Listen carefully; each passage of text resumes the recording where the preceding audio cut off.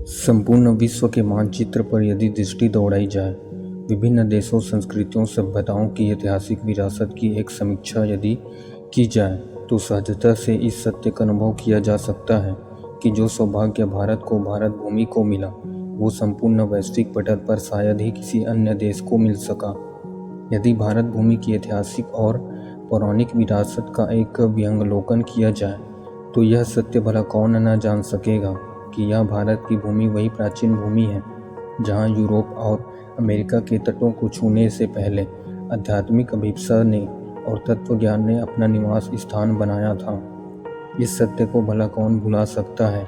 कि यह वही प्राचीन और पवित्र भूमि है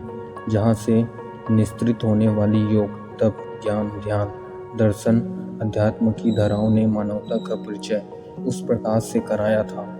जिसका स्पर्श पाते ही पैशाचिक प्रवृत्तियों वाला मनुष्य दिव्यता की प्रतिमूर्ति बन जाता है।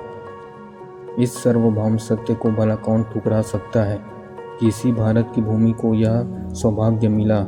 कि इसने सप्तऋषियों से लेकर संतों, अवतारों, अवधूतों, महापुरुषों की चरण भूमि को अपने मस्तिष्क पर स्वीकार किया। मनुष्य के अंतर जगत के रहस्यों पर से पर्दा उठाने का प्रथम प्रयत्न इसी भूमि पर किया, तो इसी भूमि पर मानवीय उत्कर्ष के जिज्ञासाओं के अंकुर सर्वप्रथम मानवीय मन में फूटे, पुष्पित, पल्लवित हुए। ऐतिहासिक एवं आध्यात्मिक विरासत की दृष्टि से देखें तो भारत को मानवीय विकास पथ को प्रकाशित करने वाले सूर्य के रूप में देखा जा सकता है। दुर्भाग्य यही है कि इतनी सौभाग्यशाली पृष्ठभूमि पर खड़े हुए मानवता के भवन को, भारतीय संस्कृति के आलय को और आध्यात्मिक परंपरा के केंद्र को किसी की कुदृष्टि लग गई है और इस सूर्य को किसी ने ग्रहण सा लगा दिया है। जो देश, राष्ट्र, भूमि अपने आध्यात्मिक प्रकाश एवं गौरवशाली युवा नेतृत्व के लिए जाने जाते थे,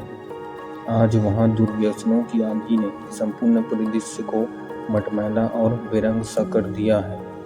यूँ कहने लिखने को तो ऐसे अनेक कारण हैं जिन्हें भारत के विकास पर लगे ग्रहण के रूप में गिना जा सकता है, परंतु उन सभी उपस्थित चुनौतियों में नशे का घातक दुर्व्यसन एक ऐसी चुनौती के रूप में उभर कर सामने आया है कि यदि समय रहते इस विषमता का, विकृति का निराकरण न किया गया,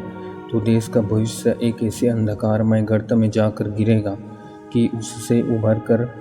उभर पाना संभव न हो सकेगा। क्या यह चिंता का विषय नहीं कि आज भगवान राम कृष्ण के इस देश में हम चुनौतियों के कुहासे के एक ऐसे भीषण दौर से गुजर रहे हैं कि आज देश का 10 से 14% तक वर्ग नशे की गिरफ्त में आकर, दुर्व्यसनों का शिकार होकर अपनी परिवार, अपनी पीढ़ियों की खुशियाँ अपने ही हाथों से बर्बाद करता नजर आता है। क्या यह चिंता का विषय नहीं कि आज इस देश में 6.25 करोड़ के करीब लोग शराब के, 1 करोड़ से ज़्यादा लोग भांग से लेकर ओपियोइड और विभिन्न अन्य मादक पदार्थों का सेवन करते दिखाई पड़ते हैं। नारकोटिक्स ब्यूरो के आंकड़े इस संख्या को 10 करोड़ के करीब आंकते हैं। यहाँ प्रश्न यह महत्वपूर्ण नहीं है कि कितने लोग इस बुरी लत के शिकार हैं, बल्कि प्रश्न यह महत्वपूर्ण है कि जितने भी लोग प्रभावित हैं, क्या वो अपने स्वयं के जीवन के कल्याण को या राष्ट्र के विकास को सुनिश्चित कर पा रहे हैं। यह तो सर्वविदित ही है कि नशा सामाजिक एवं आध्यात्मिक दोनों ही दृष्टियों से निषिद्ध वस्तुओं में है।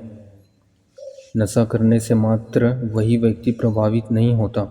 जिसने नशा किया, वरन अपनी शारीरिक, मानसिक, पारिवारिक, सामाजिक एवं आर्थिक हानि करने के कारण अतिरिक्त वह घर की सुख शांति, बच्चों के संस्कार और पीढ़ियों का सम्मान गंवा बैठता है। साथ ही एक जिम्मेदार नागरिक से देश भी वंचित रह जाता है। इसलिए इस समस्या का समय रहते निराकरण करना मात्र धार्मिक एवं आध्यात्मिक दृष्टि से मूल्य का नहीं, बल्कि राष्ट्रीय विकास की दृष्टि से भी अतिशय महत्व का विषय हो जाता है। प्रारंभ में तो व्यक्ति नशा करने की आदत को शान बघाड़ने की दृष्टि से ही लेता है, पर एक बार जब वो बीड़ी सिगरेट मुंह में लग गई तो फिर छूटने का नाम नहीं लेती। चाहे वो बीड़ी सिगरेट हो या शराब पीने की लत या फिर भांग अफीम गांजा लेने की आदत हो। शुरुआती का तरीका एक जैसा होता है, पर बढ़ते बढ़ते एक दिन उसके दुष्प्रभाव से क्षेत्र में पूरा समाज आ जाता है, क्योंकि नशा करने वालों के मध्य से ही हिंसा अपराध की खबरें भी तो आती है। सारांश में कहें तो नशा करना एक ऐसी बीमारी है जिसे करता तो एक व्यक्ति है, पर उसकी सज़ा सारा समाज भुगतता है।